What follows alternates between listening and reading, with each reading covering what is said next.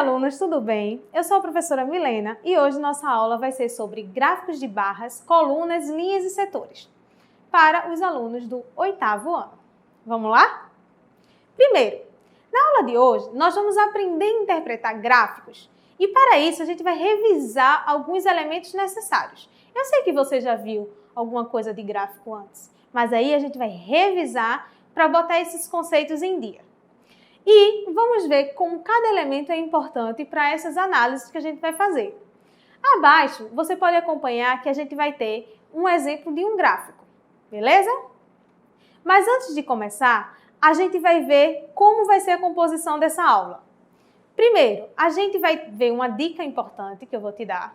Depois, o que é estatística, coletando dados na prática, um resuminho, elementos de um gráfico, tipos de gráficos e algumas atividades. Vamos lá? Então, olha, a primeira dica que eu quero te dar é o seguinte. Toda vez que a gente estiver conversando sobre matemática ou qualquer outra coisa, eu sugiro que você fique bem concentrado nas definições, associando sempre o nome que eu estou dando para cada coisa, para cada elemento e vice-versa. Então, por exemplo, a partir de agora, você sabe que quando se falar de Milena, professora Milena, você vai lembrar de mim. Quando você falar de um objeto, uma árvore, por exemplo, você vai identificar lá na sua mente caules, tronco, folhas e etc. Na matemática não é diferente, gente. Toda vez que eu der um nome novo para você, aquele nome vai ser referente a um objeto na matemática. Então, fica ligado nesse conceito, nessas definições, nesses nomes, para que você consiga aprender melhor, beleza? Então, vamos lá. Olha, o nosso bonequinho aqui, quando ele pensa na palavra gráfico, na mente dele vem algumas informações. Opa, vem jornal, vem alguns gráficos, algumas revistas e etc. Gráfico é uma coisa que está diariamente na nossa vida, num telejornal, numa revista e etc. E aquele gráfico, ele tem uma função especial. Vamos ver cada uma delas, tá bom? Olha, mas antes, observe aí na tua telinha que eu coloquei um conceito da palavra o quê? Estatística. Estatística nada mais é do que um ramo da matemática que trata dados e análise de dados, interpretações, apresentações de vários valores numéricos com a finalidade da gente ter uma informação precisa sobre algo. Então, o que a gente vai fazer agora, quando a gente trata de gráficos, é exatamente isso. A gente está estudando um pouco da estatística daquilo ali. Então, se você observar, nesse exemplo a seguir, a gente vai fazer uma coleta de dados na prática. Só para você lembrar como é que a gente faz. Então, observa. Eu estava interessada em saber como os alunos do 6º ano se saíram na prova de matemática. Daí, eu lembrei que eu tinha feito umas anotações com o nome dos alunos e a nota que cada um tinha tirado. Agora, eu vou lá e organizo essas notas em ordem crescente para facilitar a minha contagem. Ou seja, eu vou saber quantos alunos tiraram a nota 3, quantos alunos tiraram a nota 5, a nota 6 e assim por diante. E depois eu vou e elaboro uma tabela. Acompanhe aí essa tabela. Eu coloquei quantidade de alunos que tirou a nota 1, quantidade de alunos que tirou a nota 3 e assim sucessivamente. Veja que eu estou organizando todos os dados da minha pesquisa. E o meu conjunto de elementos que eu estou pesquisando, minha população estatística, ela está sendo dada pelos meus alunos do 6º ano. Beleza? Observa que dessa tabela aqui, que estava escrita à mão, para essa tabela aqui, a gente usou um recurso, que foi o Excel. Agora vamos construir o gráfico disso. Observe na tua tela. Olha o gráfico que foi construído à mão. Então, a gente construiu 2 eixos, um eixo de notas e outro eixo de quantidade de alunos. E em cima tem notas da turma. Nesse eixo horizontal, olha, horizontal lembra horizonte, deitado, tá? Vertical é o eixo que está em pé. Esse eixo horizontal diz a nota que cada aluno tirou. E nesse eixo vertical diz a quantidade de alunos que tirou essa nota. Então, olha, por exemplo, a nota 6, que você vê no eixo horizontal, esse tamanho dessa coluna aí leva até o número 5. Então, quer dizer que 5 alunos tiraram a nota 6. A gente pode construir essa tabela também no Excel. Vê como ela fica. Olha como ficou mais organizada. A partir dessa tabela, a gente já colhe algumas informações. A gente vê qual foi a quantidade maior de alunos que tirou uma certa nota, a menor nota, qual foi a quantidade que tirou a menor nota e etc. A gente consegue interpretar várias coisas em um gráfico. Vamos fazer um resumo bem rápido, tá bom? Olha, os elementos que a gente tem usado aqui nessa coleta de dados foram população estatística, que foi o grupo de alunos do 6º ano que eu fiz essa coleta de dados, a variável, ou seja, o que é que eu estou analisando nesse grupo de alunos, e a frequência absoluta, ou seja, o número que a gente associa a uma determinada variável. Então, formalmente, a gente vê aqui no nosso resuminho que população estatística é o conjunto dos elementos que a gente pretende pesquisar.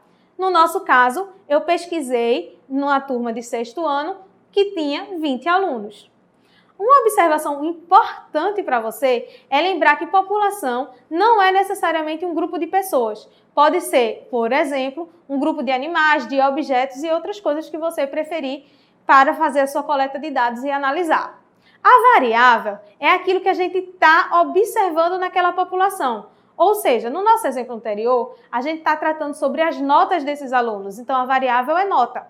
Essa variável ela pode ser quantitativa ou qualitativa. A gente vai definir daqui a pouco.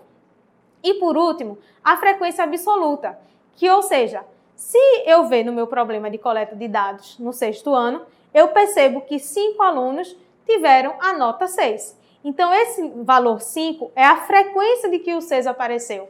Beleza? Agora que a gente viu o nosso resuminho, vamos fazer agora a diferenciação entre variável quantitativa e qualitativa.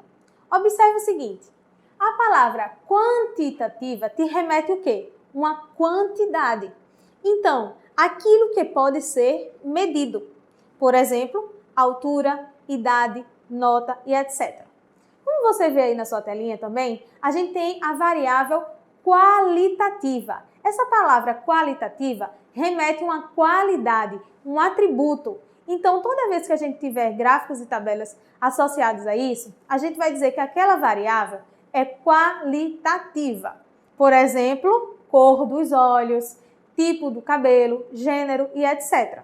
Eu sugiro para você depois pesquisar o subtipo da variável quantitativa e qualitativa. Vamos exercitar um pouco se a gente está sabendo bem o que é uma variável qualitativa e uma variável quantitativa. Observa aí. Temos as variáveis salário, gênero, número de irmãos, opinião sobre a qualidade da água, número de sapato, escolaridade. Dá um pause nesse vídeo e tenta resolver sozinho sobre o que é cada uma dessas variáveis. Pronto, vamos ver a resposta? Olha, salário é um número, dá para ser medido. Então, isso é uma variável o quê? Quantitativa. Já o gênero é uma qualidade, um adjetivo. Então, é uma variável qualitativa. Número de irmãos, quantitativa, uma quantidade, dá para ser medida. Opinião sobre a qualidade da água, observa aí, ó. Se a água é boa, se a água é ruim, não dá para medir isso. Então, isso aí é uma qualidade, é uma variável qualitativa. Número do sapato, quantitativa, dá para ser medido. Escolaridade, qualitativa. Por quê? Ensino médio, ensino fundamental, nível superior e etc. Tranquilo, não foi? Vamos agora para mais um exemplo. Olha só, um aluno do curso de medicina registrou o batimento cardíaco por minuto dos colegas de classe.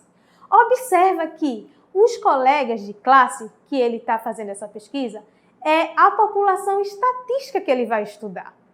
Observe o número que ele registrou. 75, 85, 76, 85 e assim por diante. A partir dessa quantidade de números aí, a gente já dá para identificar qual foi a quantidade dessa população que ele analisou? Dá, não é? Se a gente contar, a gente vai perceber que foram 20 colegas de classe que ele analisou. Agora vamos construir uma tabela organizada? Observa aí. Nessa tabela que eu estou construindo organizada com vocês, a gente vai contar quanto cada número ele aparece, tá certo? Então, olha, 75 batimentos por minuto apareceu apenas uma vez, certo? Então, a frequência que o 75 apareceu foi uma. Já, por exemplo, 77, ele apareceu 3 vezes. Então, a frequência absoluta de 77 batimentos por minuto foram para 3 colegas, ou seja, o número 3. Agora, vamos organizar essa tabela por ordem crescente. Cada vez que a gente vai analisando uma tabela e organizando, facilita a leitura desses dados. Então, olha, nessa tabelinha, você pode perceber que a gente organizou por batimentos cardíacos por minuto dos colegas. Batimentos cardíacos foram de 75, 76, 77, chegando até 92 o máximo. E a frequência absoluta foi quanto cada batimento desse apareceu. Então, olha só na tua tabela. Num batimento cardíaco, 88 batimentos por minuto, apareceram-se 2 pessoas com aquele batimento. E assim por diante. Agora vamos responder essas perguntas sobre essa tabela. Olha, quantos alunos participaram da pesquisa? Basta então você contar a frequência absoluta, que vai dar o valor de 20 alunos, 20 colegas que participaram da pesquisa. Qual foi o menor batimento por minuto? Vê que massa! Depois que a gente organizou essa tabela, a gente consegue ver qual foi o menor valor. E esse menor valor foi de 75 batimentos por minuto. Quantos alunos apresentaram batimento superior a 79? Ou seja, quantos alunos tiveram batimento de 80, 85, 88, 90 e 92? A gente vai somar a frequência absoluta desses batimentos cardíacos. E qual o valor do batimento por minuto aparece com maior frequência? Se você olhar nessa nossa tabela, qual foi o batimento cardíaco que mais apareceu? 4, né? Que foi o de 85 batimentos cardíacos por minuto. Ou seja, 4 pessoas tiveram um batimento de 85. A maior quantidade foi essa. Então, aqui estão as nossas respostas bem organizadinhas para depois vocês conferirem. Agora, a gente vai entrar numa coisa muito importante para gráfico, que são os elementos dos gráficos. Olha, cada elemento ele possui um objetivo para estar ali. Ele vai ser determinante para a gente fazer uma análise boa daquele gráfico. Então, o primeiro elemento do gráfico é o título. O título ele vai dizer de cara o que é que significa aquele gráfico que a gente está estudando. Depois, a gente vai ter os números importantes para a gente fazer e criar nossas comparações. Em seguida, a gente vai ter a fonte. A fonte desse gráfico vai ser a empresa, o blog, o site, de onde aquele gráfico foi retirado. É muito importante para a gente saber da confiabilidade desse gráfico. E por último, a gente vai ver que esse gráfico geralmente vai ter legendas, que aí geralmente aparecem em multi-entradas, que a gente vai ver depois. Vamos fazer um resumo bem simples, porque é muito importante você sempre estar associando o nome com aquilo que a gente está tratando. Olha, título vai ser o quê? Quando apresentado de uma forma bem instrutiva, atrativa, sobre a informação daquele gráfico. Observe na tua tela, legenda. A maioria dos gráficos apresentam legendas, que é para auxiliar na leitura das informações. Fonte da pesquisa é o aspecto importante que dá confiabilidade do gráfico. E os números são super essenciais para comparar e expor as informações geradas pelos esquemas. Dito isso, vamos ver agora os tipos de gráficos que existem. Olha, o primeiro gráfico que eu vou te mostrar vai ser o gráfico de coluna. Olha aí na tua tela. Vê que massa! São várias colunas que são retângulos de base fixas e temos 2 eixos. Um eixo aí, nesse gráfico, por exemplo, está falando sobre ano e o eixo vertical está falando sobre número de usuários. Olha, qual é o título desse gráfico? Número de usuários de celular no mundo. O que a gente pode observar nesse gráfico? Que ao passar dos anos, ou seja, nesse eixo horizontal, esse número de usuários ele cresce. Outra coisa, esse número que está aí em cima, em 2008, por exemplo, que eu digo que são 2,3 usuários, esse número, ele está em que unidade assim, de medida, por exemplo? Olha, não é um número de 2 pessoas, e sim esse número está em quê? Em bilhão, ou seja, Em 2008, esse 2,3 significa 2,3 bilhões de pessoas. Então, você tem que observar todas as informações. Essas informações, elas estão ali para sempre agregar a nossa interpretação daquele gráfico. E aí, as perguntas vão sendo retiradas de acordo com do gráfico que for apresentado. Se liga nisso. Outro gráfico importante é o gráfico de barras. É bem parecido com o gráfico de colunas, só que agora as barras elas vão estar coladinhas com o eixo vertical. Observa aí na tua tela.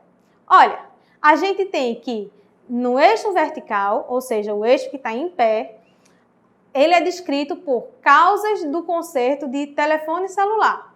E no eixo horizontal é o número de conserto para cada causa. Então, a gente tem as informações dos eixos, a gente também tem o título. Lembra que o título é bem importante, ó. Principais causas de conserto de celular, do telefone celular. Então, eu posso te perguntar, olhando essas barrinhas, qual é a maior causa de conserto para celular? Tela quebrada, né? Com 62 nessa pesquisa. Então, você também vê aí embaixo que a gente tem a fonte de onde foi retirado esse gráfico. Ou seja, o primeiro tipo de gráfico que a gente viu foi de coluna e o segundo, gráfico de barra. Vamos para o próximo? Gráfico de múltiplas entradas. Esse gráfico é massa, porque ele dá muito mais informações para cada entrada. Observa aí que o título desse gráfico é Distribuição do percentual de estudantes no ensino superior. A gente separou em dois tipos de instituição, a instituição pública e a instituição privada. E para cada tipo, ou seja, de entrada, que é de 20% mais pobre e 20% mais rico, a gente comparou em dois tipos de ano. Olha, o primeiro ano é 2004 e o segundo ano, 2013, numa mesma entrada, que foi analisando se eram 20% mais pobres as pessoas que estavam distribuídas no ensino, naquele determinado ensino, ou se era 20% mais ricos. Beleza? Então, olha, outra coisa importante que você percebe nesse gráfico é que no vertical, a gente tem as informações de porcentagem. Ou seja, não é mais aquele número redondinho que a gente já falou, que eram tantas pessoas. Não foram 20 pessoas, 60 pessoas, 50 pessoas. Esse número daí está em porcentagem. Então, é isso que também você tem que observar nos seus gráficos. Próximo gráfico. Agora, vê só. Quando é que a gente vai usar um gráfico de coluna, um gráfico de barra, outro tipo de gráfico? Veja só, olhe na tua tela. Tanto o gráfico de coluna quanto o gráfico de barras são muito utilizados na facilidade de construção pela clareza da apresentação dos dados. É muito mais fácil apresentar os dados a partir desses gráficos. E a gente pode usar como um apoiador para essa construção desses gráficos, como você está vendo aí na sua tela, o Excel. Você constrói a tabela no Excel com seus dados e pede para ele construir um gráfico para você. E ali já tem um link para você fazer a construção desse gráfico. E aí lá você vai escolher se é barras, se é colunas, o gráfico que for melhor para apresentar as suas informações. Beleza? Então isso é uma estratégia que a gente consegue usar para formar gráficos com mais precisão. O próximo gráfico que a gente vai estudar, você pode acompanhar na sua tela, é o gráfico de setores, também conhecido como gráfico de pizza.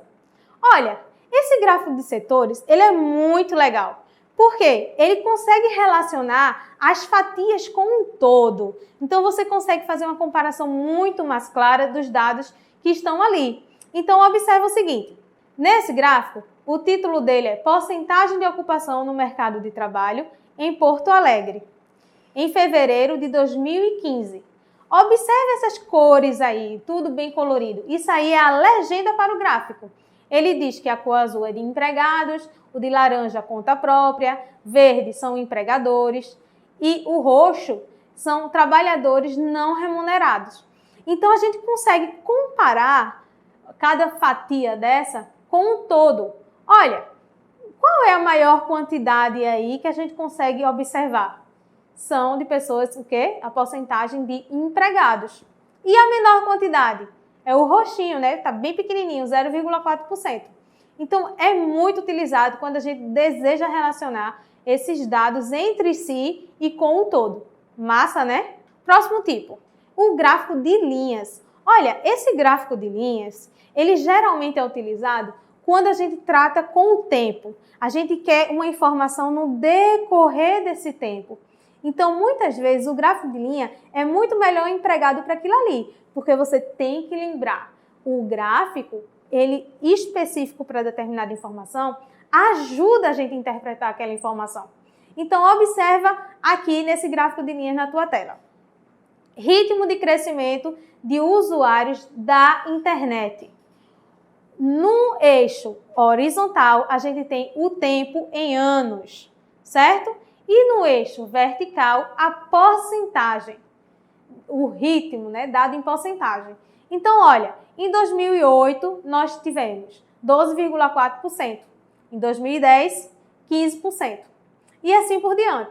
A gente percebe nesse gráfico de linhas que de 2010 para 2011 teve um decrescimento desse ritmo. De 2011 para 2012 manteve-se constante e depois voltou a diminuir de 2012 para 2013 e de 2013 para 2014 manteve-se constante. Então, o gráfico de linhas é muito legal para a gente ver crescimento e decrescimento de valores, beleza? Agora, um gráfico bem bacana que a gente vai ver é o pictogramas. Nossa, esse gráfico é muito legal, é muito divertido, porque ele trata da informação com figuras, com desenho. Vê esse gráfico aí que legal. Número de ovelhas de cada pastor, é o título do gráfico. E cada pastor tem um número de ovelhas. Por exemplo, Kim tem 5 ovelhas.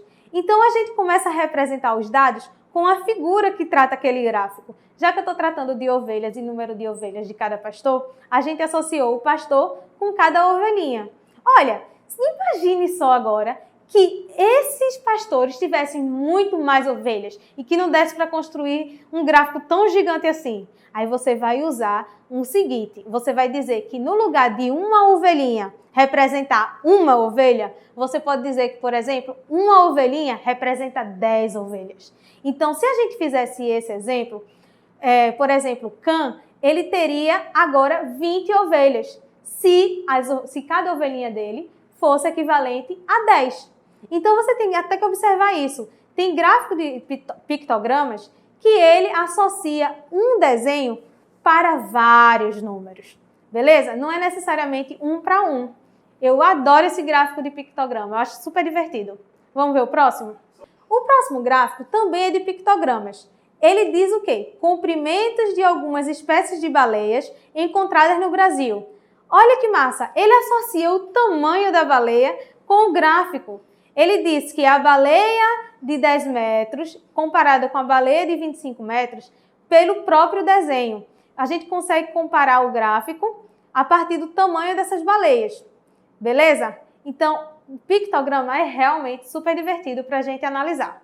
Vamos ver agora um exemplo extra para a gente fixar os conteúdos. A consultoria Economática realizou uma pesquisa para verificar o lucro de algumas empresas brasileiras que possuem ações negociadas na Bolsa de Valores. Os dados obtidos foram os seguintes, registrados no gráfico de colunas a seguir. Olha, o nosso gráfico a gente já conhece, que esse é um gráfico de coluna, porque a gente já viu. A gente vê que o título é Lucro de algumas empresas em bilhão de reais. Cuidado, se liga em que aqueles valores estão se tratando. No eixo horizontal a gente tem o ano e no eixo vertical a gente tem o lucro daquelas empresas. Então, olha, o lucro de 2010 foi de 11,7 bilhões de reais.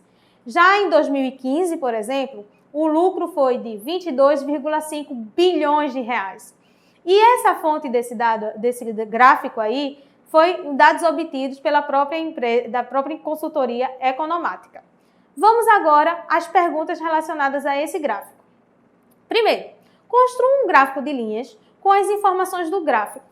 Olha, lembra quando eu disse que gráfico de linhas era super bacana quando a gente tratasse de tempo?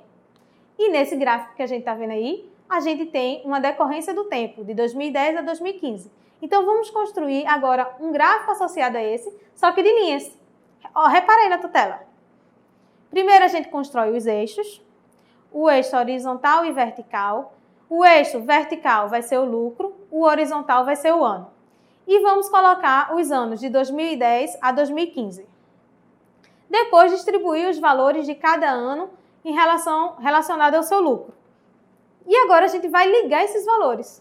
Acabou! Nosso gráfico de linhas está construído. A gente consegue ver que de 2010 para 2011 teve um decrescimento, de 2011 até 2013 teve um crescimento do lucro, depois ele voltou a decrescer de 2013 a 2014 e de 2014 para 2015 esses lucros cresceram. Viram que só olhando para o gráfico a gente consegue ver essas informações?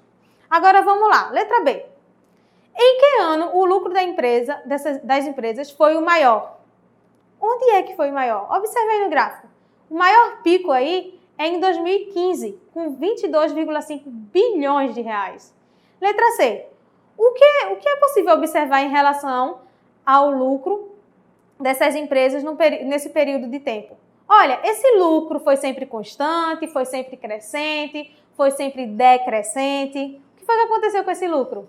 Ele oscilou. Tanto cresceu quanto decresceu a partir de alguns anos. Tranquilo? Agora vamos realizar umas atividades bem rápidas para a gente deixar bem fechadinho todo esse conteúdo, beleza? Primeira questão, vê aí na tua tela. Observe o gráfico de barras simples e responda. Olha, nesse gráfico a gente tem um título. Gráfico de quilocaloria para cada 100 gramas de uma fruta. E quais são as frutas que a gente tem? Elas estão dispostas no eixo vertical. E essa quantidade de caloria está disposta no eixo horizontal, no eixo deitado. Ele pergunta, que fruta dessas tem menos quilocaloria em 100 gramas?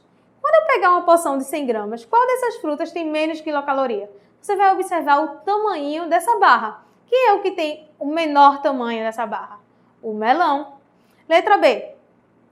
Comparando 100 gramas de cada fruta, quais são as mesmas quantidades de quilocaloria? Se eu pegar 100 gramas de uma fruta e 100 gramas de outra fruta, qual é a que possui a mesma quantidade de quilocaloria? Você vai observar no gráfico qual é o que tem o mesmo tamanho da barra. Olha aí na tua tela. Pitanga tem 30 e morango também tem 30. Então, as frutas que possuem a mesma quantidade de quilocaloria é pitanga e morango. Letra C. Que frutas têm um número de quilocalorias por 100 gramas superior a 30? Quais são as que são maiores que 30? A gente vê que o pêssego tem 40 e o abacaxi tem 45, mais ou menos. Então, são as duas frutas que possuem a maior quantidade de quilocalorias relacionadas a essas. Então, aí estão as nossas respostas bem organizadinhas. Segunda questão. A professora de Renata fez um levantamento do número de irmãos de cada aluno da turma. Veja o registro do gráfico abaixo. Quantos alunos da turma de Renata possuem 2 irmãos? Então, olha, o título desse gráfico é número de irmãos de cada aluno dessa turma. No eixo horizontal, tem o número dos irmãos. E no eixo vertical, o número de alunos com aquela quantidade de irmãos. Observe aí de novo o gráfico na tua telinha. Então, olha, quantos alunos não têm irmão? Tem 0. 5 alunos. É a altura dessa coluna. Quantos alunos têm apenas um irmão? 9 alunos. E assim por diante. A pergunta é, quantos alunos da turma de Renata possuem 2 irmãos? Então, a gente vai lá no objeto 2 de irmãos, no eixo horizontal, e vê a altura dessa coluna. Leva até que número? 3. Então, quer dizer que 3 alunos dessa turma possuem 2 irmãos cada. Pronto, próxima questão. Veja a tabela abaixo o número de visitantes em um museu. Observe que nessa tabela a gente tem os meses de janeiro a abril e os turnos, manhã, tarde e noite. Em janeiro, pela manhã, por exemplo, receberam 500 visitas. Em abril, à tarde, por exemplo, receberam 100 visitas. Observe que nessa tabela a gente cruza as informações para ter mais precisão dos dados. Então, a pergunta é, no mês, qual foi o mês que teve mais visitas? Então, a gente vai fazer o quê? Somar os valores de cada mês. Então, em janeiro, manhã, tarde e noite, tivemos 850 visitas no total. Em fevereiro, 1.100. Em março, 700. Em abril, 1.010 visitas, como você pode ver aí na sua telinha. Então, o mês que teve mais visitas foi em fevereiro. Acabou, tranquilo, né? Vamos agora para a quarta questão. Para o cálculo de inflação, utiliza-se, entre outros, o Índice Nacional de Preços ao Consumidor Amplo, que torna como base os gastos da família residentes na área urbana, com rendimento mensais compreendidos entre 1 e 40 salários mínimos. O gráfico a seguir mostra a variação do IPCA de 4 capitais brasileiras no mês de maio de 2008. Olha só, o nosso gráfico é um gráfico de colunas e de múltiplas entradas.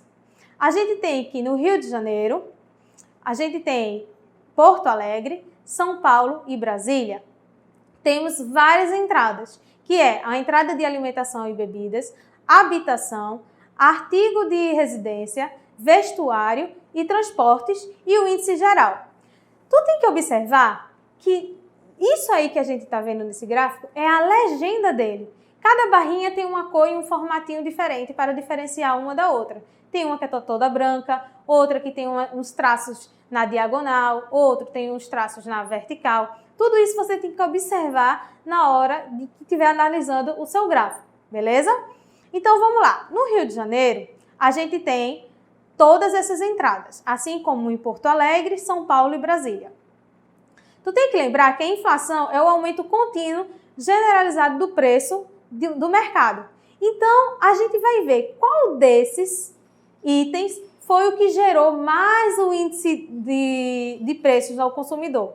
Então, olha só, vendo o gráfico do tamanho maior, a gente vê que a variação ela está na vertical, enquanto que na horizontal estão as capitais. Olha, no Rio de Janeiro, qual dessas colunas tem a maior variação em relação ao índice geral? A coluna branca, né? De quê? A alimentação e bebidas. Em Porto Alegre, qual foi o que também teve a maior variação? Qual é a coluna que está maior de todas? A coluninha branca também. E essa coluna branca se refere a quê? Alimentação e bebidas. Em São Paulo, repete a mesma coisa, a mesma situação. E em Brasília também. Então, com esses dados, a gente vai responder o que pede. Com base no gráfico, qual item foi determinante para a inflação de maio de 2008? Qual foi aquele item que maior teve a variação? Como a gente viu, alimentação e bebidas, que é a maior coluna em todas as capitais. Resposta letra A. Agora vamos observar a quinta questão na sua tela. É mais uma questão de desafio. Vamos ler comigo. No site do Instituto Brasileiro de Geografia e Estatística, IBGE, por meio da Pesquisa Nacional por Amostra de Domicílios Contínua, divulgada no trimestre, o primeiro trimestre de 2019, foi divulgado o seguinte gráfico, que indica a taxa de participação da força de trabalho das pessoas de 14 anos ou mais de idade na semana de referência. Então, olha só, o título do nosso gráfico é Taxa de participação da força de trabalho das pessoas de 14 anos ou mais, ou seja, pessoas a partir de 14 anos, na semana de referência. Olha, no eixo horizontal, a gente tem os trimestres. O primeiro trimestre de 2016, o segundo e o terceiro e quarto de 2016. Depois a gente segue com o primeiro, segundo, terceiro e quarto de 2017. Em seguida, primeiro, segundo, terceiro e quarto trimestre de 2018, finalizando com o primeiro trimestre de 2019. Então, isso aí é uma decorrência do tempo e nada melhor do que notar que esse gráfico é de linhas para esse tipo de informação. Agora, a gente vai às perguntas. Letra A. A menor taxa de participação da força de trabalho das pessoas de 14 ou mais anos de idade ocorreu no quarto trimestre de 2017? Você vai lá no seu gráfico e vê, quarto trimestre de 2017 teve o menor? Não, né? O menor ocorreu no trimestre de 2016, no terceiro trimestre de 2016, o que torna a letra A uma questão falsa, errada. Vamos voltar na letra B agora. Do primeiro trimestre de 2018 até o segundo trimestre do mesmo ano, houve um aumento da taxa de participação? Vamos lá, olha, do primeiro de 2018 até o segundo de 2018. Olhando do primeiro de 2018 ao segundo, a gente vê essa setinha aqui azul caindo, então teve uma decrescência desse valor, uma decaída e não um aumento entre um trimestre e outro. Então, o que faz a letra B ser errada. Letra C. A maior taxa de participação da força de trabalho das pessoas de 14 anos ou mais ocorreu no terceiro trimestre de 2016. Onde é que está o pico? Onde é que está o maior valor dessa participação? O maior valor se encontra entre o terceiro trimestre de 2017 e o quarto trimestre de 2017, o que torna essa letra C falsa, porque ele está dizendo 2016. Agora, a letra D. A taxa de participação da força de trabalho de pessoas de 14 anos ou mais de idade manteve-se constante entre terceiro e quarto trimestre de 2017? Vamos ver no gráfico. Aqui foi o menor valor, aqui foi o maior valor, aqui teve uma decrescência, né? Então, onde teve o maior valor foi entre o terceiro trimestre de 2017 e o quarto trimestre de 2017, o que faz a nossa letra D ser a resposta correta. Então, veja que o gráfico de linha ele é muito útil para a gente ver os picos dos maiores valores e de menores valores. Até a próxima e bons estudos!